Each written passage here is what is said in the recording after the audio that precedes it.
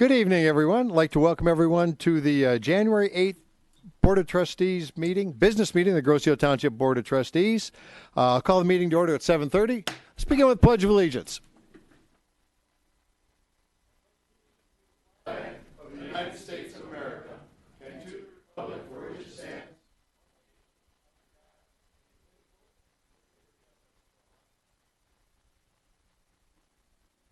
Okay, so once again, welcome to those here with us tonight. Those of you watching at home, Happy New Year to everyone.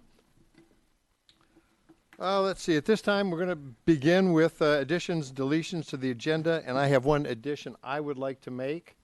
It'd be come out as action item 4, and that would be the resolution to allow mail-in appeals to the Board of Review. Support. Okay, so moved by the supervisors, seconded by Trustee Budney. It was just a technical error on somebody's part, and it does need to be approved by resolution. It was a separate resolution from the hardship exemption. Any discussion among the board on adding an action item? If none offered, those in favor of adding action item number 4 for mail-in appeals to board review, please signify by saying aye. Aye. Aye. Opposed? None offered. That will be added. Any other additions or deletions to tonight's agenda? Okay, with none offered, those in favor of approving the agenda as amended, please signify by saying aye. Aye. Aye. Opposed? None offered. The agenda will stands as amended. At this time, we'll open the mic to brief comment from the public present on tonight's agenda items. Pardon? Action items are the items. Well, yeah, we could do consent, but yes. Mr. Lemoyne. I have a 1-hour presentation, so you'll be late for the game tonight. Oh, no, you don't. No, we won't. Steve Lemoyne, Hampton. Just real quick, definitely my focus in 2018 will be around the township and helping out the best I can with finances. I do see an item on here for action item number 2, contract extension for dust control for the 2018 season. Not knowing the specifics around it, but if it has to do with spending even $1, I ask, and I'll ask this every single time this year, that this board really consider anything that we're going to be approving for money all year long. Doesn't matter if it's this calendar year, next calendar year, fiscal year. But I really think we have to look at everything with a finer, microscope, especially on the heels here in the last township board of maybe bringing in an outside party to look at how we can cut costs.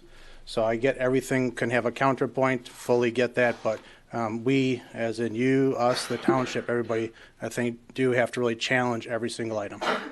Thank you. Thank you, Mr. Lemoyne. Other comments on tonight's action items from the public? Mr. Zalasko.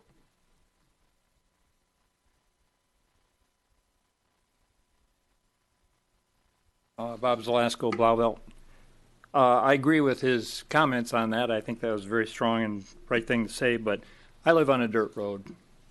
Dust control is very important out here. So to use that issue as an example, before you cut that, take a hard look at it. It also has health implications. Thank you. Thank you, Mr. Zalasko. Other comments on tonight's agenda item, action items? Okay, with none offered, we'll move on to, let's see, we have no presentations, so the consent agenda, Mr. Treasurer. Thank you, Mr. Supervisor. I'd like to make a motion to approve consent agenda 17-071. That includes the minutes of the December 11th, 2017 regular meeting, the check registers dated through to January 5th, 2018, approval to change the January 22nd, 2018 regular meeting to a budget study session, and authorization to process and distribute payments through January 31st. Support. Okay, moved by Treasurer Van Oss, seconded by Trustee Budney. On the consent agenda, any discussion among the board on tonight's consent agenda? Okay, with none offered, those in favor of approving the consent agenda 17-071 as published, please signify by saying aye. Aye. Aye. Opposed? None offered. The consent agenda stands approved. With that, we'll move into tonight's action items. Mr. Budney. Thank you, Mr. Supervisor.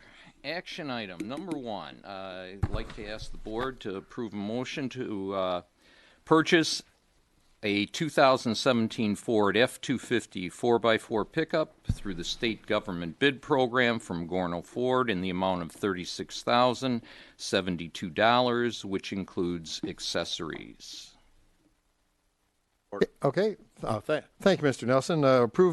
Moved by trustee Budney, seconded by trustee Nelson. And very quickly, from my standpoint, and I'll let Lorinda expound, but this is to replace a 2009 truck, which is no longer running. The dealer looked at the engine and said it's no longer operational. It can't be fixed. I believe we've put $8,000. The engine alone is $5,000 if we had to how buy. much have we put into We put it? over $3,000 into it in the last over couple the of years. So it's within the action item you saw. You see the list of things that are going to be on it. It is going to be prepped for a snowplow, but we are not buying a snowplow. no, we'll we just can take it use off our of truck old one. 5. So just convert it over. this is just a replacement of something that we were using until it conked out on us. Right. Yes, and the old truck will be put into the auction next spring. Maybe somebody will buy it and want to fix it up. So. Did I see that this is in budgeted item? Yes, it is a budgeted item. Yes. Yeah, it's something Yes. the DPS commission talked about when we did our budget, so it's not a surprise. So coming from a family where we brag about getting 250,000 miles out of a car, it just, in your purpose, history, et cetera, it said it had 85,000 miles on it. Yeah. Is that typical for a truck? Well, That's typical for the work trucks, yeah. Work trucks, they idle a lot. Yeah. They're on a long time. Although they're not making a lot of miles, they're running. They're always So, running, and the clock even doesn't work on it, so yeah. we couldn't even gauge on how many how many hours it actually did run. So. No, that's good to know. Always trying to look. And these trucks do have the clock broke on it. One of the many things that broke on it, but they do have a engine clock which tells us how many Right. hours are on it. Lorinda, I want to thank you for making this so clear. The packet that you put together shows where it was Thank in the you. budget. You gave us the history on this. You gave us the bid price. It is through the state, so we're not going to get a lower bid. Exactly. I just want to thank you for a good package. This is you're a welcome. nice, Thank easy you. thing to read. Thank you. Okay, any other comments for Ms. Benito?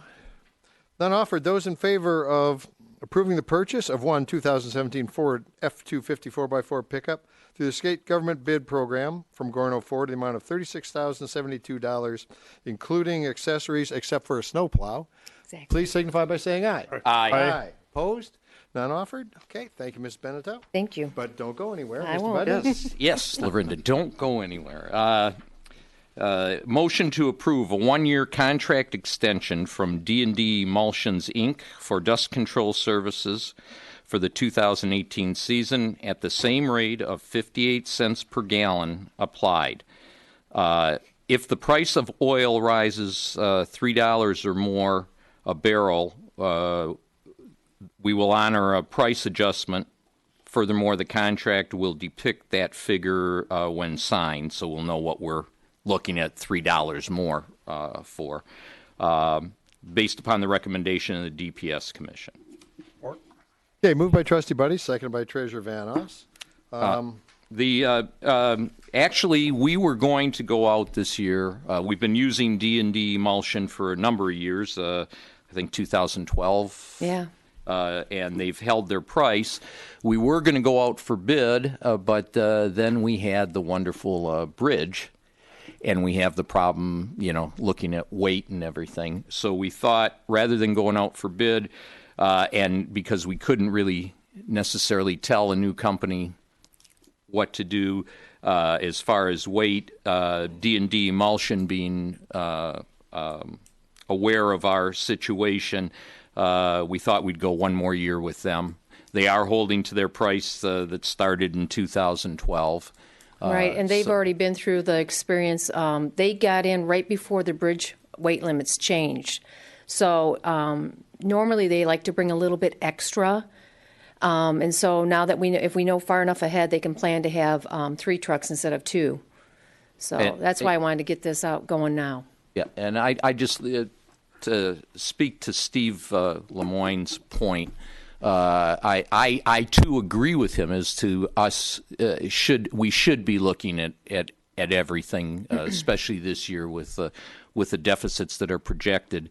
But there are things such as this. We do have a number of residents that live on dirt roads, and they need to be taken care of because without this, they're going to be locked up in their house.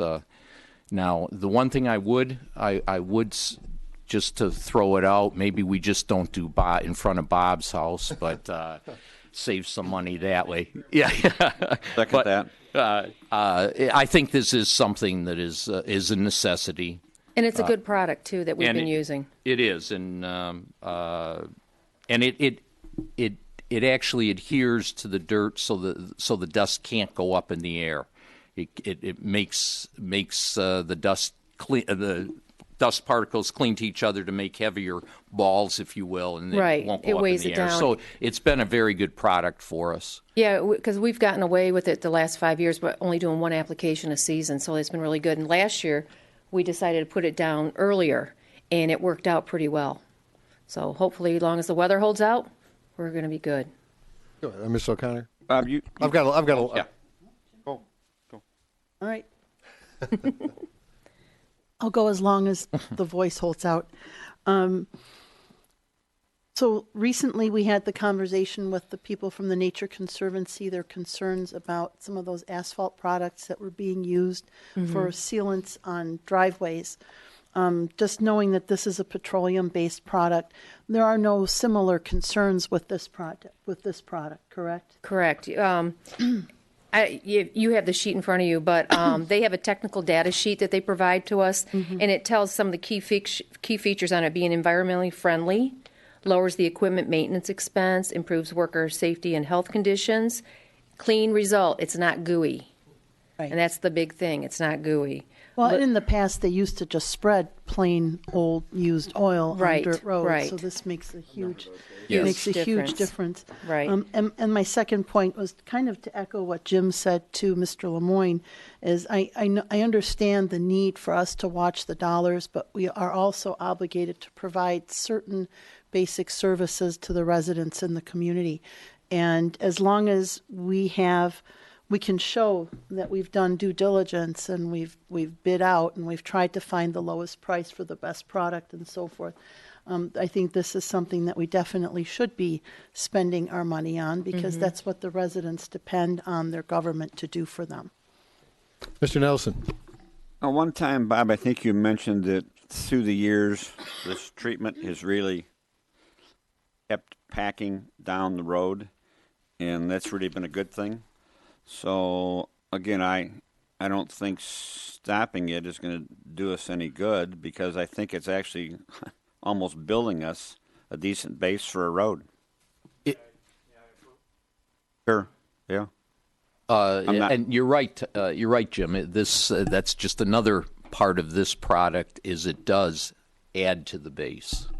Yes, he has, I believe, a patent on this product, and it's a bonding material, and it bonds. And I've seen the road grader come through the following year and bust their blade, tear their motor up, just trying to break it up. It's excellent, and I would like to thank the DPS Commission and Lorenda for taking the lead on this. The people that live on dirt roads, this means very much to us. As Jim said, we would be sitting in our house. It's really bad, and we appreciate it. Thank you very much. Thank you, Mr. Z. Trustee, Mr. Blatcher. Thank you, Mr. Supervisor. Mr. Zelasco and I have had conversations where he has approximately 250 people that live in his subdivision that are affected by this. There's over 140 miles of roads on Grosse Ile, some that are going back to dirt, I think. But we also have a number of dirt roads. Do you have any idea how many dirt roads will be impacted by this bonding? How many people would be involved with that? I don't know about how many people, but it's probably about 5 or 6 miles of dirt road. So Good. it's a big impact on people It is. for their Thank you. health. Okay. Couple of points here. First of all, I didn't know this was going to be controversial until Mr. Lemoyne. And Steve, I want to thank you for sending me the email that you were concerned about it, because it caused me to do some research so that I could justify why I'm going to support this initiative. And I live on a dirt road also, so I shouldn't be voting, even though I'm at the very western end and the dust doesn't blow into my yard, it all blows into my neighbors. So I did some research, and I have a document from the Federal Highway Administration and from the EPA, both saying why, in some cases, it's a good idea to put down dust control. And I'll just list the ones from the Highway Administration. Some of these we've covered, but reduce dust levels, improve safety and driver experience, improve air and water quality by reducing particulate matter and sediment runoff, improve quality of life nearby residents, extend intervals between gravel replacement needs, reduce maintenance costs through extended intervals between grade or blading needs, and reduce public complaints. Our gravel is crushed limestone, limestone being a fairly soft aggregate, creates dust like crazy, and unless you can bind it into a more solid substance, it deteriorates. So we will increase the life of our roads with this, and of our gravel roads, increase the safety of our gravel roads. And Steve, you can have these if you want to read them on your own time and see if you still want to pursue this. It's Yeah. And one more step. This is out of DPS. The general fund is where our deficit issue is.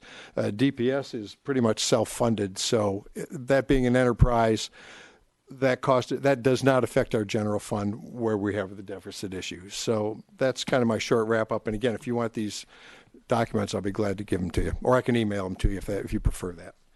Other comments on this action item, ma'am? Given your suggestion, maybe that's something we can add to the website or on the DPS page for the public to read up. I can put. You want me to put the dust bond one up there, the technical data? I can do that. So people know what it is. Sure, I can do that. And I'll send you the ones I got from the EPA and the Highway Administration papers also. And Sure, I can do that. Yep. Good idea. So, yeah, get more information on it. Okay, with that, any other comments? With none, okay. Those in favor of approving a one-year contract extension from D&D Emulsions for dust control services for the 2018 season, same rate of 58 cents per gallon applied, with the caveat about oil prices raising. Based upon the recommendation of the DPS Commission, those in favor, please signify by saying aye. Aye. Aye. Opposed? None offered. That will carry. Thank you. Okay, thank you, Ms. Benito. Thanks, Lorinda. All right, moving on. Action item number 3, and it's that time of year. Recommend the Grosse Ile Township Board of Trustees resolve to, I guess I got to read the whole resolution, so bear with me. And this is the income and asset threshold guidelines for hardship exemptions for March board review. So whereas the homestead of person or persons who, in the judgment of the board review, by reason of poverty, unable to contribute to the public charge, is eligible for exemption in whole or part from taxation under the general property tax, and whereas the Township Board of Trustees is required by Section 7U, the General Property Tax Act, Public Act 206 of 1893, now MCL 211.7U, to adopt guidelines for poverty exemptions. Now, therefore, be it resolved, pursuant to MCL 211.7U, the Township of Grosse Ile, Wayne County, Michigan, adopts the federal poverty guidelines used in determination of poverty exemptions for 2018. Those exemptions being Grosse Ile Township Poverty Guidelines, size of family unit, 1 person, $12,060, 2 persons, $16,240, 3 persons, $20,420, on down for each additional member, an addition of $4,180. Homeowners and all household members with liquid assets defined as anything readily converted to cash in excess of $57,000 shall not be eligible for a property exemption. The completion of the Township of Grosse Ile 2018 application for hardship exemption is also required. Be it also resolved, the Board of Review shall follow the above stated policy for state guidelines for the year 2018 in granting or denying an exemption, unless the Board of Review determines there are substantial and compelling reasons why there should be a deviation from the policy and or township and state guidelines, and these are communicated in writing to the claimant. Looking for a second, please. Second. Okay, thank you, Mr. Budney. Okay, moved by Supervisor, seconded by Trustee Budney. And the background is, we do this every year. It's a requirement of state law. And I think the resolution covered it all. It's something we have to look at every year. Questions on the hardship, technically the hardship exemption, we refer to it as poverty exemption. Have the numbers changed from last year? Gosh, I looked at last year's and not significantly. Yeah, they did adjust, but not significantly. With our 1% economic growth, Yeah. they didn't change much. Not much. Other questions, comments? With none offered, those in favor of approving the previously read resolution to enact the hardship threshold for Grosse Ile Township for the March Board of Review, please signify by saying aye. Aye. Aye. Opposed? None offered. Thank you. And moving on, our addition. Recommend, again by resolution, recommend the Grosse Ile Township Board of Trustees resolve to, and this is for mail-in appeals, resolve to allow, I'll just read the resolution. Whereas Michigan law allows the governing body of a township to permit resident taxpayers to file a protest to the Board of Review in writing without a personal appearance, and whereas some residents have difficulty attending scheduled March Board of Review sessions in person, and whereas the intent of the board review is to make tax appeals as accommodating as possible to as many residents as possible, and now, therefore, be it resolved that the Grosse Ile Township Board of Trustees does hereby authorize township residents or their representatives to appeal their property taxes to the 2018 March Board of Review in writing without a personal appearance. Okay, moved by the supervisor, seconded by Treasurer Van Ost. And the background is just the Michigan tax laws, property tax laws, allow the township by resolution to permit taxpayers to file an appeal by mail. And we started this a few years ago. It just makes it easier for those who can't make it. Some people that don't want to come back up from Florida to contest their property taxes. So with that, any questions, comments from the board? With none offered, those in favor of approving the previously read resolution on the ability to mail in appeals for the March Board of Review, please signify by saying aye. Aye. Aye. Opposed? None offered. That carries. Thank you so much. That concludes tonight's action items. Let us move on to Clerk's report. Madam Clerk. Thank you, Mr. Supervisor. First of all, I'm going to defer to the Deputy Clerk. Brian, is there anything you'd like to? The Deputy Clerk, is there anything you want to add? Okay. We are meeting on Wednesday with the Association of Wayne County Clerks.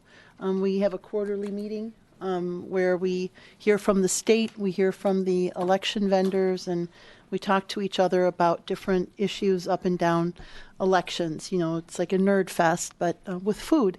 And so that's something exciting. One small note, my son turns 18 in a couple of weeks. And one of the things he told me is one of the first things he plans to do is come in and register to vote. And so, and I know he has a lot of classmates who are turning 18 who are not thinking along those lines. So we're trying to work with the school. We're trying to work with other communities that have youth voting involvement programs. So just kind of giving everyone a heads up, that it's important. It's your voice in this democracy to be heard, and it's important to register to vote. So before the voice gives out, that's it for the clerk. Thank you. Thank you, Madam Clerk. Mrs. O'Connor, did you have any ideas as to what the first thing he's going to do when he turns 21 will be? No comment. Shame on you. Oh, was the mic on? Mr. Treasurer. For the month of November, Grosse Ile, had $15,391,820 and some change invested in various accounts. Those accounts are available on my web.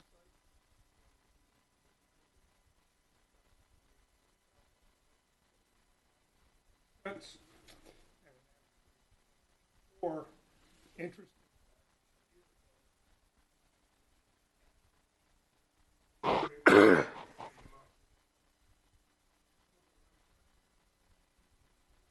enough to see it ever get back to where it was, but we're going in the right direction. Grosse Hills winter property tax bills will be mailed in about 2 weeks. Let me read through that. Grosse Hills winter property tax bills were mailed about 2 weeks ago and are due on February 14th. If you have not received a bill, please contact the treasurer's office. If you cannot pay your winter tax bill due on February 14th, there's a deferment available for those who qualify. If you contact my office, she'll walk you through the steps to get that deferment, and that deferment will take it out to April 30th. But the deferment must be submitted by February 14th. A reminder to those who have filed a summer tax deferment, deferred summer taxes are due by February 14th. The 2018 pet tags are available. The fee is now $6. Be sure to provide your rabies shot information. We have a Commerce Park Commission meeting on the third Monday. Got a couple issues we're dealing with. We're looking at maybe entertaining a new FBO for the airport. I have nothing else. Thank you, Mr. Treasurer. Let's move on to trustee reports. Mr. Malvesto. I really don't have anything to report on this evening, but I would like to wish everybody a happy and a prosperous New Year. So, got a lot to look forward to. Thank you. Thank you, Mr. Malvesto. Mr. Bletcher. Thank you, Mr. Supervisor. I have the pleasure of sitting on the Open Space Greenways and the Police Commissions. Open Space Greenways, we had a January meeting, was moved from January 2nd to Wednesday, January 10th at 6 p.m. in the Merle Solomon Room. We're going to be studying the budget for 2018-19. The December meeting, we did a quick review of the proposed budget that was developed by Chairman St. Pierre, and we're looking to refine that as well as to review the mission statement that we have with Open Space and Greenways. With respect to the Police Commission, our new hire is on board. He is working. Ray is, by all accounts, doing a good job. And I am pleased to report that the coyote count has gone from 43 to 60. And that has been primarily on the north end of the island where we last had several snatches and maulings, and we have had that area taken under scrutiny, and we've had 17 since the last report that have been removed. Thank you. That's all I have, except to say that previously in the December meeting, I had thrown out for discussion items an advisory committee on bridges. You were kind enough to give an update on what happened on December 19th with Wayne County. I'm assuming that's going to be part of your report, Brian. I'm still looking at support for an advisory committee on the bridges so that we can review the reports that we're getting. I don't have the technical expertise, and I don't know that we have here, so I'm going to be looking at for an action item. But I do understand that meeting went very well, and Commissioner Paul Morrow was very helpful and instrumental in putting it together, as were you. And I just want to thank you for that. The second thing is that I'm going to be requesting RFPs and interviews for financial management consultants. We are going into the budget area. I'd like to do that after we've had an opportunity to review the budget and see what we can do, but I've not given up on that as an idea as well that may help us long term. So those are the things that I have, sir. Thank you. Thank you, Mr. Bletcher. Mr. Nelson. I'm very fortunate to have a wonderful rec director that can give this great report better than I can. So if you don't mind, I'm going to have Kim O'Farrell enlighten everybody. Good evening, Board. I want to wish everybody Happy New Year as well. Got a lot of things going on, and I just want to start talking about the community rink. We have ice, and we've had ice for about 2 weeks. And we get calls to Water's Edge. We were closed last week. But if you're wondering how to find out what's going on with the ice, I encourage you to follow us on Facebook. I have been doing live posts trying to get the word out there that the ice is ready. There's been some questions about, why isn't it ready fast enough? Why isn't it this? Why isn't it that? So tonight, I just kind of want to educate the process on how we make ice at the rink. We are at the mercy of Mother Nature. We don't have, the pipes underneath. We do not have a Zamboni. We do not have all the goods and good things that, come with building an ice rink. So for those that, are always asking why, there's a lot of things that we do not have, and that's okay. From what I've learned about the rink, it was built with sponsorship money, donations, grant dollars, and it's a beautiful place. And we make the best of what we have. So I was out there with my maintenance staff, filling it.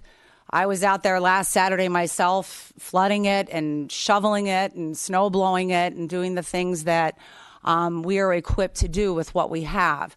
And every day I drove by, there were kids skating. I was there 2 days ago, and I had about 25 guys playing hockey. So we may not have the best ice because we don't have a Zamboni, and they're very, very expensive, which is okay. But we have ice, and the kids are enjoying it. My daughters enjoyed it. I didn't skate, though. She dared me. I didn't go out there. I said, I've got to save myself. But so we are trying. So I want to let the community know that my staff and myself, we are out there getting that ice ready for you. I talked to Dale this week. I had a 3-on-3 tournament ready to go this weekend. I had the flyer ready. I was going to blast it out. And then I checked the weather. We're going to lose our ice probably on Thursday afternoon with the warm-up. So, and that's just kind of how this rink is. So I just wanted to kind of brief the board and also the community that's watching on that I am paying attention to the rink. I care about it very much. And I'm also very aware of the amenities that we have and some of the things that we don't have, but we are making the best of it the best way that we can. So follow us on Facebook. I try to post as fast as I can when it's open. Obviously, follow the weather. It's common sense. When it warms up, we lose the ice. So, and continuing on the community rink, I had presented a couple of times during my meetings.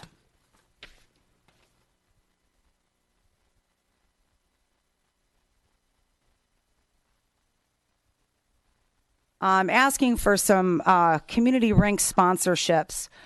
And believe it or not, I got a few. There are some very generous people that understand what I am trying to do to help, the rink. We do have debt there. I understand that.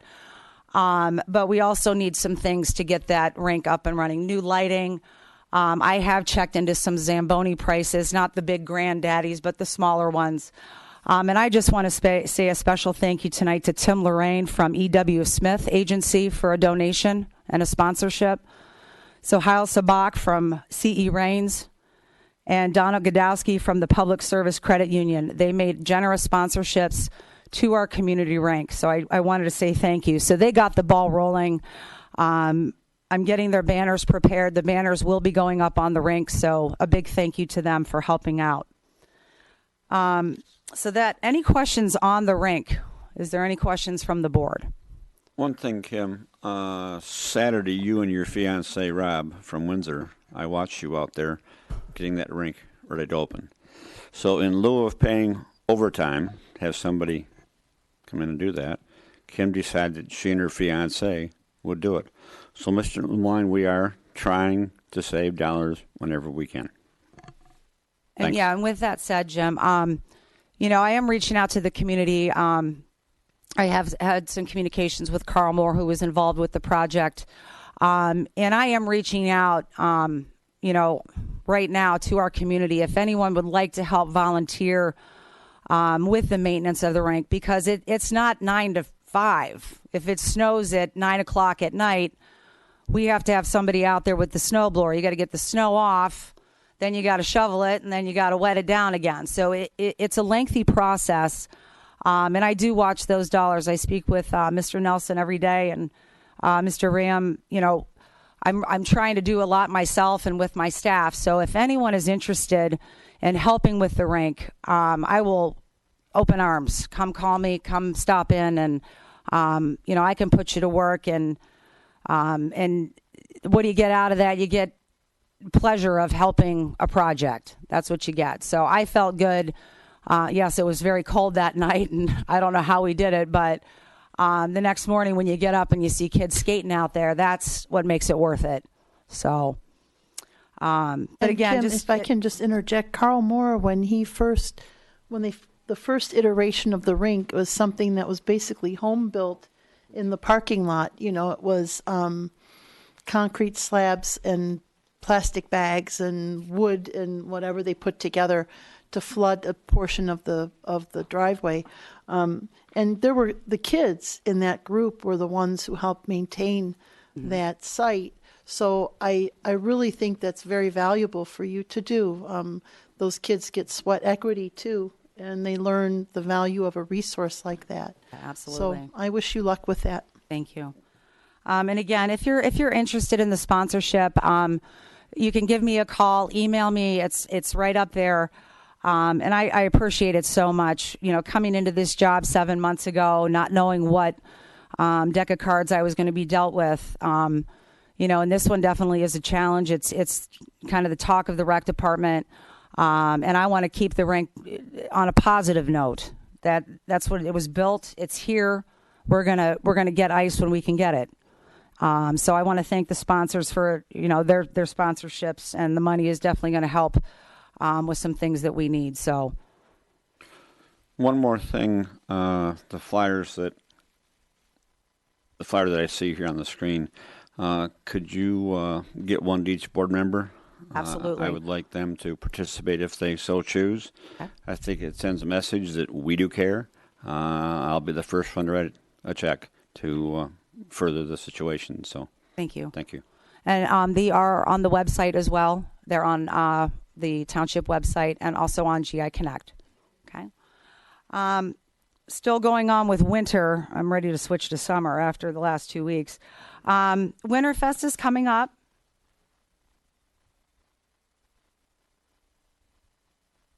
Okay, this is February 24th from 4 to 7.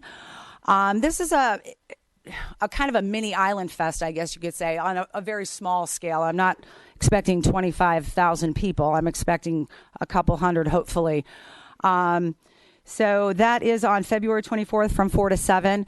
The big event that night is the chili cook-off. That's the big one. So if you have a chili recipe, we're going to have everything online, hopefully in the next 24 hours, where you can register to be part of the chili cook-off. Bonfire, ice skating, snow sports, snowman contest. We've got a lot of stuff for the kids. So it's just another fun event. Doesn't cost us a lot of money to do this one. You can see what's there. Not a lot. Okay, this is my staff, myself, and I actually did an interview with the Trenton newspaper about 2 weeks ago, and he says, well, what if it's 50 degrees, then what do you do? I said, well, we'll have the chili cook-off, we'll have the bonfire, we'll have rollerblading, we'll have potato sack races, a tug war, and we'll draw some snowman on a piece of paper. So we will change everything up. And again, you know, the outdoor events, it's all weather pending. So just mark your calendar. We're going to have fun with this event. Also, the daddy-daughter dinner dance is coming up February 2nd. That's less than a month away. You can still register. We have spots for that. That's $25 a couple. The sledding Olympics, that was scheduled this Saturday. We were all set to go, but with the weather, I don't know what's going to happen. So I know we're supposed to have a little bit of snow, but it's going to be warm on Wednesday. So as of right now, we are going to cancel the sledding Olympics for this Saturday. The next time we have another big snowfall, we will put that event together, and we'll get that out on Facebook and the website. The next community recreation meeting is January 25th at 7 p.m. The next festival commission is January 17th at 7 p.m. Also, a note from Chad Novak. Please go to the new website, grosseelislandfest.com. Island Fest is up and running. We are live. The vendor and sponsorship forms, we finalized those all today, and they will be online within the next 24 hours for those that would like to participate in Island Fest. And then last but not least, I get to say something about summer. The summer dockage contracts are going to be ready and mailed out. So summer is coming. We got the contracts prepared, and those that were docking with us last summer, you will get that in the mail probably next week. So please check your mail. And if you're interested in docking with us at our marina, please give me a call or my department so you can get on the waiting list. We were full last summer. I think we had 4 open slips. And then obviously courtesy goes to the patrons that were there last year. So if you're interested to get on the list, give us a call. And that's all I have. Thank you, Ms. O'Farrell. Complete. Okay, and that takes Mr. Budney. Well, I'm embarrassed after all that. I have so very little. Starting the new year off right. No DPS meeting this month and no ZBA meeting. I just would say that I fully support Mr. Bletcher's thought on the financial consultant. I think we need to do that. I suppose then that you're concluded. And that is all I have. Thank you, Mr. Budney. Township Attorney, Mr. Assorti, which is usually good. Dale? No, I'm sorry, Township Manager?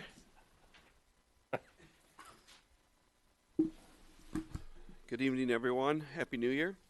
A few brief items to report. The Township offices will be closed Monday, January 15th, celebration of Martin Luther King Day. And on January 18th from 9 a.m. to 3 p.m., the Groseville Parkway Bridge will be closed for inspection. And the future dates are still scheduled for February 15th and March 15th. Wayne County will keep us up to date, and then police department's been doing the Groseville Connect push notification, so we'll keep everyone in the loop there. And last, I believe it was Wednesday, January 3rd, is that correct? And today, January 8th, we have some VIP birthdays. Clerk O'Connor's birthday was last week, and Supervisor Loftus' birthday today, so happy birthday. Thank you. Happy birthday. All right. Thank you. We got through another one. Yeah. Thank you, Mr. Ian. Okay, my turn. First, I want to open up, as I was pushing, advertising the Historical Society's boutique, because my wife was one of the co-managers of it. Very successful. I want to thank everybody who participated, all the patrons, all the vendors and the volunteers who made it happen. She said I couldn't release any numbers yet because they weren't finalized, and I wasn't authorized to release them. But it's one of their better years, and it was probably the best year for the net that went to the society, and I'll let the society get that information out. But those of you who participated, volunteers, customers, thank you, and we're at least my wife is always listening to ideas as to how to make it better. I'm pretty sure Sue is also. So let's keep that thing going. It's the biggest source of revenue for the society. Okay, the hot topic, though, of course, is the bridge. The little bit of the background, of course, we're all been following what's going on with the Wayne County Bridge. And then on the 1st of December, we got notified that there were going to be additional restrictions on 4 of the, I think there are 14 internal bridges to the island. Just when you thought you understood public services, all these things pop up. But the big ones, first, okay, I'll give you the update on the Wayne County Bridge. Don't call it the Free Bridge. As Dale said, the inspections and the planning continue. This is from Mr. Gorman, who is Wayne County's bridge engineer. What I call the understructure, the piers. Okay, there are 2 different piers. The original railroad piers, those are the ones that are showing some settling, and the ones that the county put in 1932, which are down to bedrock, which are not settling. But according to Mr. Gorman, he was pretty sure we could do most of the repairs to those piers from barges, so it may not involve any closures for traffic. And then, wisely, after doing the understructure, the support structure, they will move up to the superstructure. Says this may require, and that'll be the welding section replacement. Superstructure may require periodic closures, but he doesn't currently expect a long-term closure. And hopefully he's accurate on that assessment. His thought, a cost of in the neighborhood of $10 to $12 million. That's not guaranteed. That may change. Possibly beginning this spring, 2018, we'll be working on funding sources. So the background, our big meeting, this was well attended by your township and Wayne County. Again, we were notified of the restrictions on the bridge. Unacceptable to leave that going without additional information. So we requested the county come and make a presentation to us. They honored that request. We had representatives from Wayne County, their DPS personnel. Joe Palmera was there, our county commissioner. We also had Chief Murdoch there representing the fire department, Sue Richardson and Linda Draziga from the schools because school buses were impacted, and Ms. Beneteau from DPS because our ability for refuse collection was impacted. So that your township staff showed up again with a moment's notice because I got the information on Monday afternoon on a phone call from Mr. Parker, and we had the meeting set up at 10 o'clock the next morning. So bridges, the big surprise was the Swan Island Bridge was restricted to 10 tons. That's 20,000 pounds. Now, the first thing that was called to our attention was school buses empty weigh 18,000 pounds. They don't have any smaller buses, so they had to change their schedules. Refuse trucks were overweight. Ms. Beneteau worked with Waste Management to get smaller trucks for refuse collection on Swan Island. Township fire apparatus is all too heavy. Chief Murdoch arranged to strip one of the trucks, move some of the equipment to trailers, but the Swan Island residents were never unprotected. So I was just very impressed, and you should be impressed too, at how quickly your township staff reacted to this unforeseen situation. The next bridge was what I call the Mesa Island Bridge, or Upper Hickory, or the North Hickory Island Channel Bridge. It's the only bridge on East River Road. That's considered a dual span bridge, and the failure or the deterioration is more prominent on the west side. So their recommendation was to, if traffic permits, drive on the east side, which would be the northbound lane, limit your speeds to 5 miles an hour. We looked at ways to improve the bridge or repair it. That will happen in the future. So shortly after, they promised they would get the Swan Island Bridge up as soon as possible. We had Russ Beaudry keep an eye on that. He's familiar with ironworking because that's what he used to do. And as promised, they had it back up to 33 tons, was about a week, very quickly, which the refuse trucks, the school buses, and most of the fire apparatus can still respond there. So again, very happy of how quickly it happened, and we got the information out by every means possible to the Swan Island residents. We're moving on. We have great communication with Wayne County. They stand by what they say they're going to do. The Swan Island Bridge, I did some research on this. It's very interesting. It was built on or around somewhere around 1887. It's 130 years old. It was originally part of the Belle Isle Bridge. It was on the east end of it. There were 5 88-foot pony truss bridges. This is one of them. It was floated to Grosse Ile in 1923 by the Swan family on a Dunbar and Sullivan barge after Dunbar and Sullivan had dredged the Swan Island Canal. This bridge, when they found the faults with it, it was listed as a fracture critical, which means it could collapse, which is why they had the immediate repairs. And now it's back up to 33, 35, and 40, but basically 33 tons for a single individual. So my request to you is, if you're going to use the East River Road Bridge, if traffic permits, drive on the east side. That would be the Canada side. And please keep your speed down. They request 5 miles an hour, and I didn't know how important that was until we got the briefing. So slow down, cross those bridges slowly. That was the important stuff in my world. And let's see, right now we plan to go to closed session. My wife is a Georgia grad. The best man at my wedding was an Alabama grad, so I have to be very careful what I say about the football game. Ms. O'Connor. And I just wanted to say that driving on the right side of the road at 5 miles an hour was meant for vehicles over a certain weight, correct? All vehicles. All vehicles. All vehicles. It's clearly more important. The heavier the vehicle, I'm glad you made that distinction. The more helpful that is. But that posted speed limit of 5 miles an hour, we request all vehicles drive as slowly as possible, slowly as safely possible across that bridge. Let's extend its life for as long as we can until we can find the bucks to get it fixed. That for both bridges too, the Swan Island Bridge and the East River Road Bridge. Angela have something? Does Angela have something? DDA? What?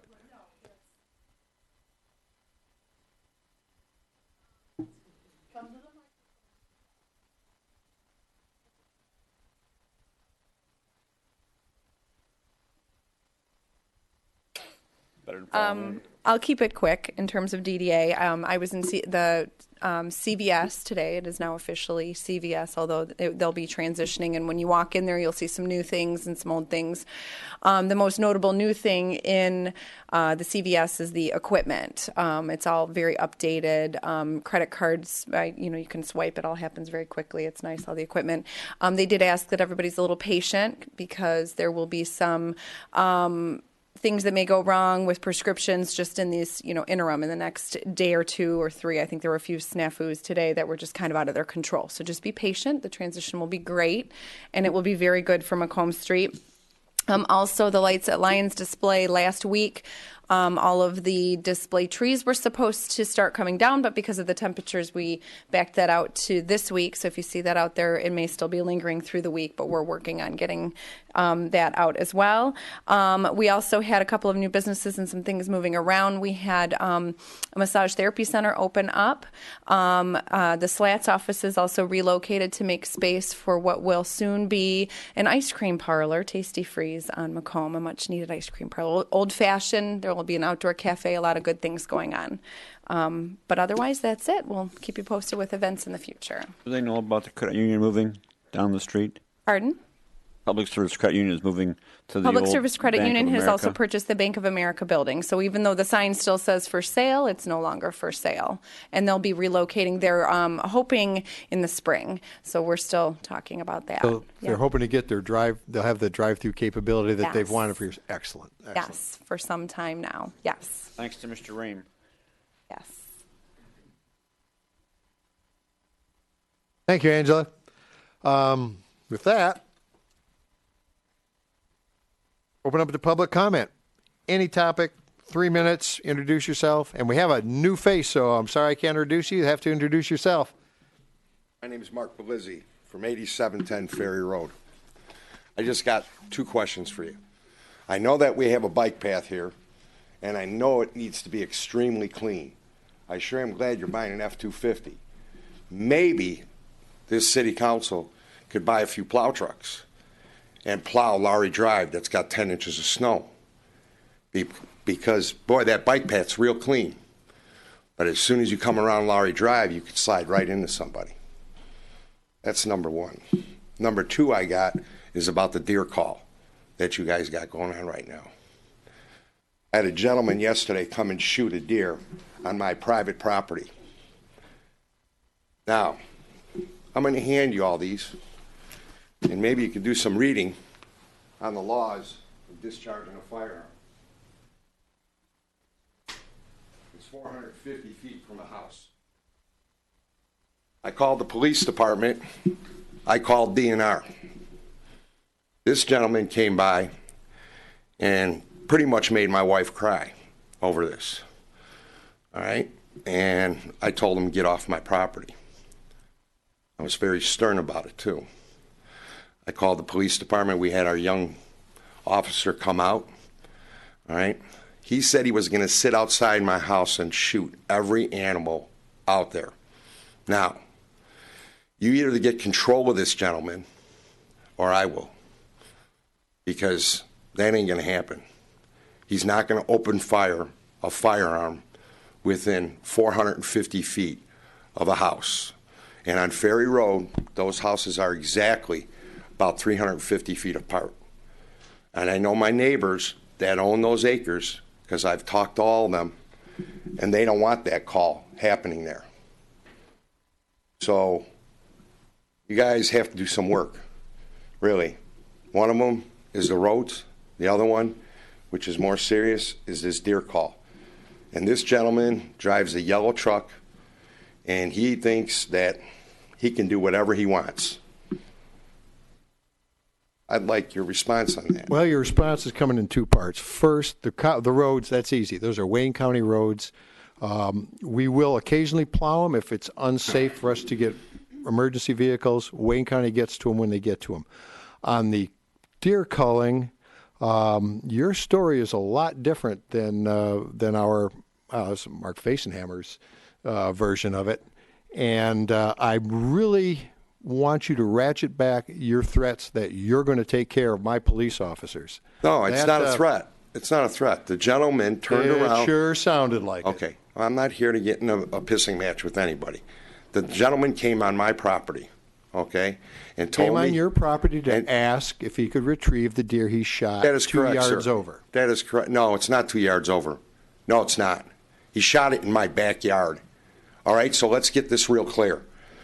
All right, so I want to make this very clear. I'm going to have Deputy Chief. I talked to the Deputy Chief today. I just want to make sure we get all the parameters straight between you two. And That's then, correct. And then, and only then, will the board become involved. Thank you very much, sir.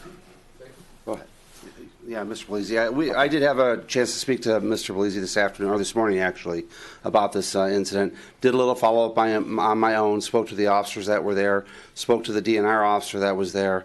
From the information that I have, the call did not take place on your property. This is the information they were provided to me, that it happened further down and that he was tracking a deer that had been shot and had walked away or whatever after it had been shot. So he was going down to retrieve the deer after it had been taken out. It's a matter, of course, that he should ask you to go onto your property. Of course, we don't go onto anybody's property without asking permission first. I don't know where the breakdown of communication occurred between the person that was doing the call at the time and with Mr. Belize or his family. I know his wife and him are very in tune to the animals in the yard. I know that she appreciates the deer in the yard. Again, having the conversation with them, I got where they're coming from. But I don't believe that this was done out of anything out of the ordinary that we normally do in this process. We've been doing this for over 7 years. Never gotten a complaint about this type from anybody, and that doesn't prove it didn't happen.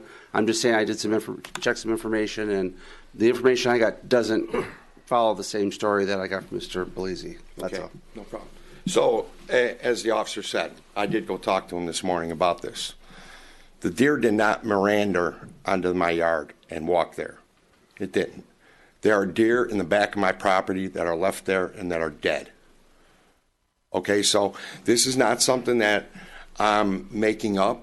I understand that you have to have a call on this island because they could be a hazard to traffic. I understand that. I also understand that the shooting should take place in open space areas. I understand that completely. This deer did not wander from open space areas onto private land, 3.5 acres, being shot with a high-powered rifle. It don't happen. I'm a hunter. Okay? A deer might go 50 yards, lay down and die. This gentleman took the shot from in the center of the fairway, which is not an open space area. All right? That's where the discrepancy is. He took a shot too close out. We're not going to resolve this here. No, we're not. So I'm going to get a sworn statement from our personnel, and I'll get a sworn statement. That's all I'm asking for. Is I'm asking the city council here just to look into it, okay, and come to some kind of resolution, because the gentleman did come on my property, and he wasn't that polite. How it's made to believe he was not that polite. He actually told me that he was going to sit outside my house and shoot every living animal outside my house, which is fine. You want to threaten that, go right ahead. But you don't have to. All right? If the gentleman's got a job to do, he should be in open space areas where he should be doing that job. He should not be doing it and then going onto private property. All right? And if he's there to collect the deer, sir, which he should be doing, okay, then it's funny, because the DNR officer was there last night, and we traipsed through the back of that private land, and there were 3 dead deer there.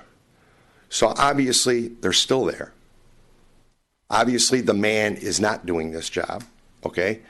Obviously, there's a breakdown in communication between the city council the gentleman to my right and what I'm saying. But if I have the dead deer there, obviously that's proof. That's all I'm saying, sir. All right. Thank you. Okay. Thank you very much, sir. Appreciate it. Okay, top that. Mr. Heil.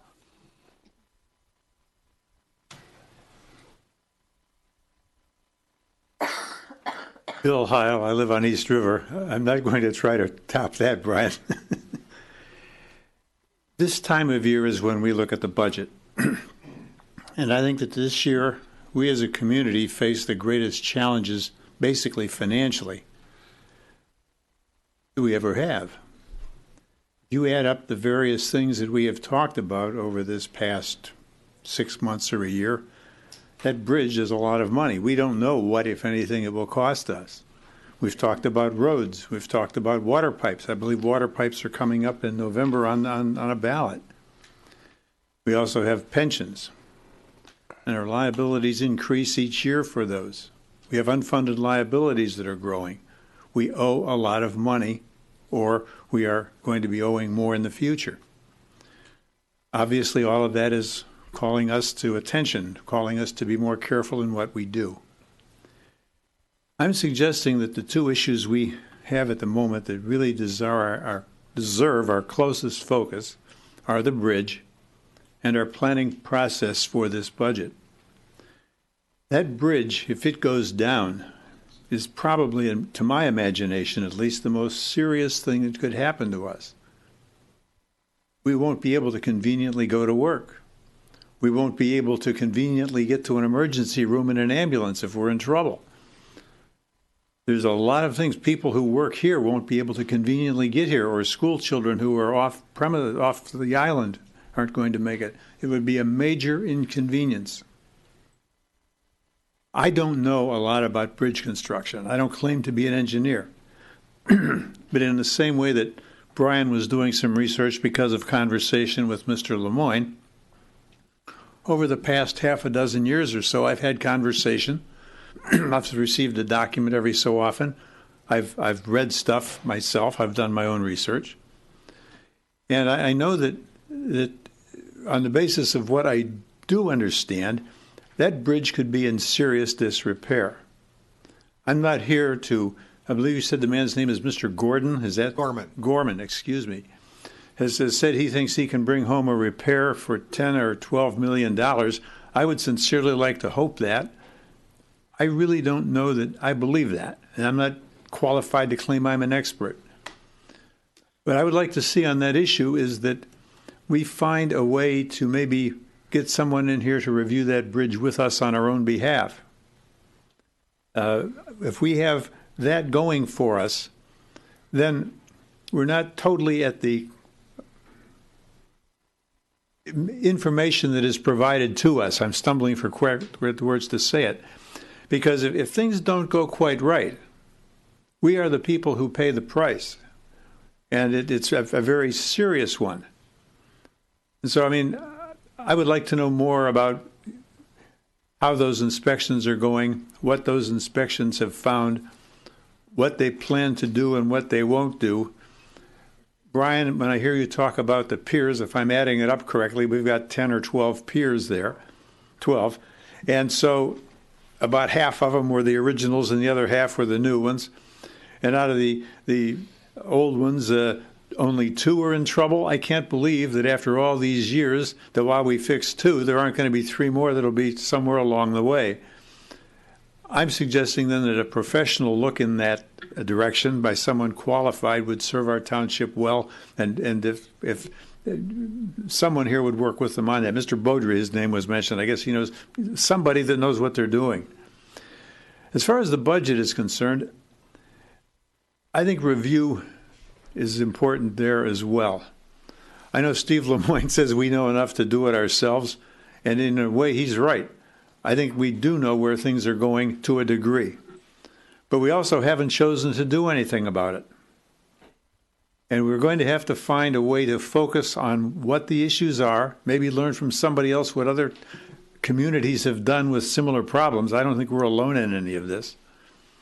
And then have the political will to tell people what they don't want to hear and move forward with it. I sincerely believe that's necessary because we have a millage on our homes that is up in the 50 mil range, or when all this other stuff comes due, in excess of that. And I have read data, and I honestly don't know where to find it. I've tried to find it since then, and I can't. But when you get over 50 mils, you have a situation where your property values can spiral downward. And my case in point would be to look at River Rouge. They're paying 75 mils, and look at the community. So we have got a tightrope to walk, and we've got to figure out a way to do that. And so I'm urging care, and I'm urging caution. But I'm also urging that you have some expertise to guide you, because the cost of failure at this point is critical to us. Thank you. We're at 50 mils home, or 45 mils, plus or minus homestead. Well, but it's going to go up, Brian. Wow. Oh, most of those, Bill, most of those are voter-approved millages. That isn't the point, Brian. Then how do they go up without being approved by the voters? The point that the voter approves for it isn't the issue. The point is that when they exceed 50 mils, we then have a tipping point. And another point, even if I've lost my point, just a second. I'm sorry. That millage is going to go up. You said it isn't there. How? How does it go up? Well, how does it go up? Thank you. I'd like you to listen a minute. We do have coming on the ballot, do we not, in November, a request for millage for roads. No. Then I'm in error. At any time we do that, and nothing else falls off, that will be the case. I don't know that it's 45 mils. I'm not sure of that. I made some mathematical calculations for a conversation I had a while back, and it actually was higher than it, Brian. Homestead, it's right around, maybe a little bit. I'm talking about the total tax burden, Brian. I'm talking about what the schools do, whatever goes on to this thing that we call a tax against our property. When it gets up over that millage, and I think I've seen a document where if you have a rental property here, it's higher for some reason. I can't remember what the reasoning was behind it. Homestead. And I honestly remember that when looking at it at 62 mils for us. That is what I recall. Non-homestead is like 13 mils higher. Those are businesses. Okay, homestead. Well, 45 and 13 is 58 or 60. I mean, that's what it is. Well, I saw 62 on some document. I don't remember what it was, Brian. But what I'm saying to you is that when I have this information in my head, and it may not be accurate to the last decimal point, I sincerely believe that we have a need to watch what we're doing. We're walking a financial tightrope. And I wanted to offer that word of caution to you. Well, I'm just throw out, we're right around 45 mils. 1/3 of that goes, roughly, 1/3 goes to Wayne County, 1/3 goes to schools, 1/3 goes to the township. So that's how that's kind of divided up. The township ones, some of the Wayne County ones are, I want to say imposed, but there are only two imposed. Well, there's only two imposed. There's only one imposed millage, and that's the general allocating. Okay, that allows us to run the township. That allows us to have money to put the lights on. Pretty much everything beyond that is voter approved. I'll sit down with you, Bill. We'll go through it. I'll go through line by line. I'll make it easy because I understand it. You can understand it. When you and I are in that office, we get along. We always have. I suspect we always will. But the point that needs to be clear in what I'm saying is that it doesn't matter where the millage comes from or who approves the millage or what the reason for it is. If you keep adding it up, you reach 50 and get beyond it. And it gets dangerous for the welfare of the community existence. Okay. And I'm very sincere about that. And I appreciate your sincerity, Bill, but I also have to just say that I have to agree with Brian that if it's a voter-approved millage, that's a community voting to tax itself to provide services absolutely that it deems necessary. So you could, I'm sure, find in research in the great wide web numbers that tell a flip side of that story. I'd like to see those. If people, well, and I want to see yours. I've tried, in all sincerity, I've tried to look for those. So it's hard for and me. I have failed. I'm sorry. So it's hard for me to buy into that until I see I have a document. And I sort of know that. And you're the same. I've tried hard to get those documents, and for whatever reason, I have not. But we run the risk at the same time when we have a community where we let the services drop and services aren't provided, that you also run the risk of losing value of your home. So I know there's a balance there. So there is that balance, whether it's the 45 or whatever the number is. But I'm offering the thought, though. Yeah, I'm not. Even if it's 45, it doesn't take long to get to 50 from there. And if it's voter approved or not, then maybe what I'm suggesting is we make the voters aware of that. Well, and then we need the documentation, and I admit that. Is that obviously infrastructure has not been a big expense for public purses for quite some time. People have let it slide. Administrations have let it slide over long periods of time. Hindsight's always 100%. Right? So there also comes a point where the saying is, if one generation plants the tree, the next generation enjoys the shade. Sure. But if one generation doesn't repair the roads, the next generation has to find the money to do so or enjoy the potholes. That's sort of where we're at. And our obligation as a government is the money that we raise through our taxes, through our millages. We are obligated to spend those for those projects that the voters approved in the time that they can enjoy them. We can't bank that money. I have no problem with what you're saying. I am saying be aware of the consequences of your actions. I didn't make that up, and that works in both directions. I've got to move this along. What I do have here is a document. Sure, I'll look at that. Total township levy. I don't have the county and the schools. Total township levy for 2017 is 15.437 mils. Last year was 15.5686. The year before that, 15 and fraction. Go on. What were the others for the county and everybody else? I can get those. I don't have them with me. Okay, I'm suggesting that when you add them all up, they will be very close to 50 mils right now, and whether the voter approves it or not, whoever approved it, whoever levied it, as soon as it gets over that number, if you get to 52, you get to 58, you start a process that tips, and that we should try to avoid. It's not good for us. Yes, we need water pipes. Yes, we need those things, and they are good for us. I'm not arguing that. But I didn't pull this other stuff off my left ear. Okay? And I just want to make that clear. Bill, stop by sometime. I'll go through. I'll be glad to do that, Brian. I really will. You and I get along. Yeah, I'll show you everything I know about bridges, too. It'll be... Actually, the bridge stuff is more exciting. It's been fun doing historical research. When that village research. Gets up, that's pretty exciting, too. Thank you. Okay. Thank you, Mr. Heil. Other comments from the public president? Mr. Lemoyne.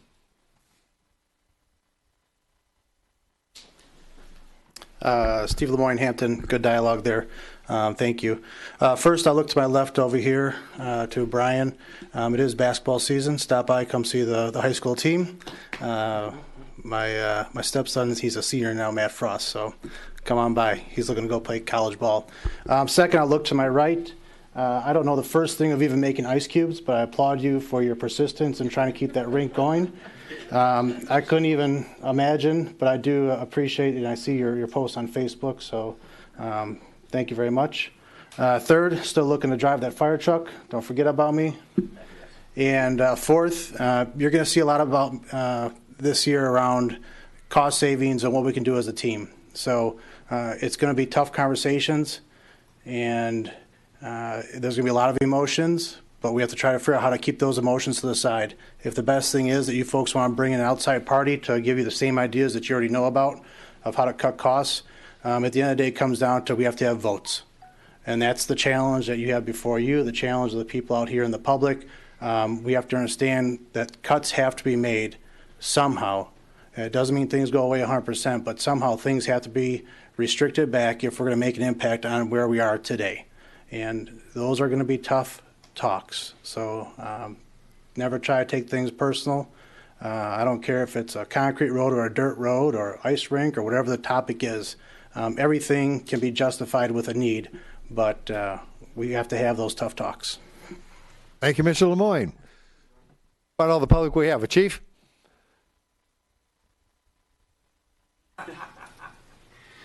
I just want to bring the board up to speed. At the end of the year, we responded to 625 responses. Over the last 6-7 weeks, we were responding to 3 and 4 calls a day, right through the weekend. I do want to thank the DPS Commission on the water main. We had 2 major structure fires a week apart. That water was very much appreciated during that time. So, and then I want to give a shout out to my daughter-in-law, Kelly. She gave me a beautiful grandchild baby boy this past week. There's another Duncan on the island, Is he Duncan so Part watch out. 5? Is he, Chief, is he Duncan 4 or Duncan 5? Actually, he's just, the middle name's different. But there's 5 Duncans, so we're right. taking over. Watch out. Chief, one more. With the changing weather, status of ice around the island, your thoughts? Other than stay off, stay off, stay off. One thing is chimney fires. Both major structure, 2 of the structure fires were caused by chimneys that were in poor shape. The one fire that we all know that took place way up on East River was a nasty fire on a cold night. The ice fishermen are out there. With these warm-ups, be conscious, be very, very aware of what you're doing. I did see some Facebook page pictures at Fox Island with 3 or 4 pickup trucks like they were sitting in a parking lot. So, you're looking at, I don't know, 16,000 pounds of weight sitting on 12 inches of ice. That's where the airboat's going to come in handy. So, but be very, very conscious of what you're doing out there on that ice. And also be very, very conscious. If you haven't taken care of your fireplaces, please do so. And I guess you're saying be very glad that we have the airboat, even though we don't want to need it. We also have a very good rescue team between here, Group Detroit, and Toledo, Belle Isle. So we got a pretty good rescue team going. I don't want to take a dig at Mr. Lemoyne, but there are some things that, we may not always need or want to need, but we're glad that we have them. Well, and I heard some conversation about the roads and the water mains. Definitely, water mains on Grosse Ile are paramount. They're for a bunch of reasons. Good water, also with fire protection. And the same, I was really appreciative. My parents, of course, live on Swan Island. Your rescue people come out there more often than I would like. But the caring that they show is incredible. And but when I was on Swan Island, Lorinda had arranged to have what was the smallest, cutest little garbage truck that I've ever seen. I didn't think it would carry, as much as it did. But the responsiveness, to the community's needs, it was very impressive. Okay, that's all right. There isn't any more public presence, so with that, closing comments. We are scheduled to go into closed session on contract talks. I will request a roll call vote. In fact, I move we go into closed session. Okay, second, I think Mr. Nelson. Yeah. So moved by Supervisor, seconded by Trustee Nelson. I will do some of these require a roll call vote. I don't know which ones, but it never hurts. So I will say Supervisor votes aye. Madam Clerk? Aye. Mr. Treasurer? Aye. Mr. Budney? Aye. Mr. Malvesto? Aye. Mr. Nelson? Aye. Mr. Bletcher? Aye. It is unanimous. We will enter closed session. Actually, we will recess for, let's take a few minutes and meet on the hour in the conference room. Very good.